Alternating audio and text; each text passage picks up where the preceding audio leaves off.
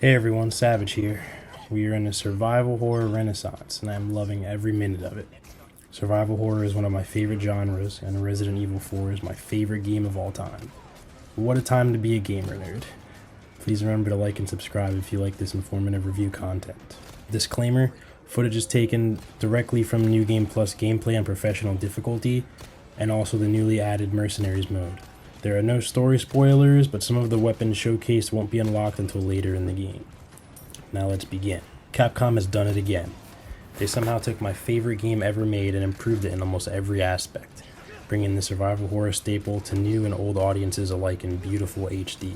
As someone who knows the original like the back of my hand, I found myself in awe as entire areas were added and existing sections were tweaked to make this experience fresh, even for seasoned fans of the series. Level design. The game is split into 3 sections: the village, the castle, and the island, each with its own unique flavor.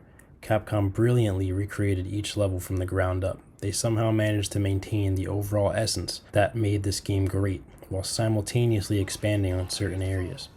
One example is an underground sewage system that runs underneath the beginning village area before the church, where that initial iconic horde initially attacks Leon. Another major difference was the elimination of QuickTime events and cutscenes, which explains why specific areas had to be cut, because it just wouldn't work without the inclusion of the QTEs.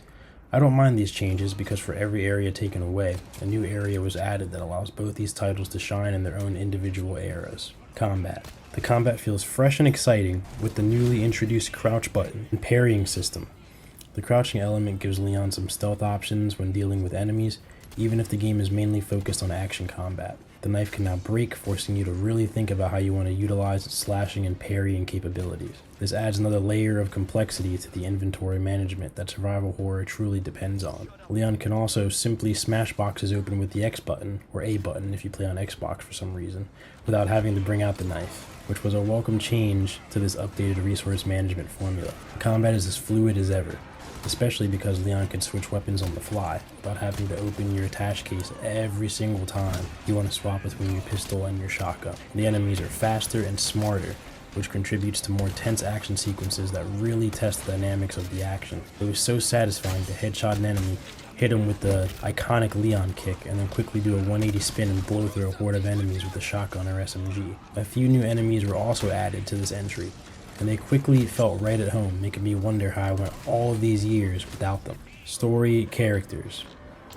The developers really set their focus on fleshing out the backstories for existing characters and breathing new life into them. The main story is still here from the original, but this extra level of care really shines through in the later parts of the story. It allows you to really understand their motivations and leads to more enticing cinematic moments. Ada, Luis, and Krauser, amongst others, have really gotten a major overhaul, and their story kind of makes sense in the overall scope of the game, which was not the case in the original, where a lot of characters were just kind of thrown in willy-nilly and you had no idea what their motivations were or how they ended up in the areas that they were. The merchant has been given a major upgrade and bevy of new dialogue options, other than the iconic "What are you buying, stranger?", which started to get old near the end of the castle and on the island in the previous entry. Overall impressions. This remake is now my new favorite game of all time, which really speaks to the level of care and attention given to this title. The story is still creepy and action-filled, but doesn't take itself too seriously, allowing the goofiness of the original to remain intact. There are plenty of challenges and New Game Plus unlockables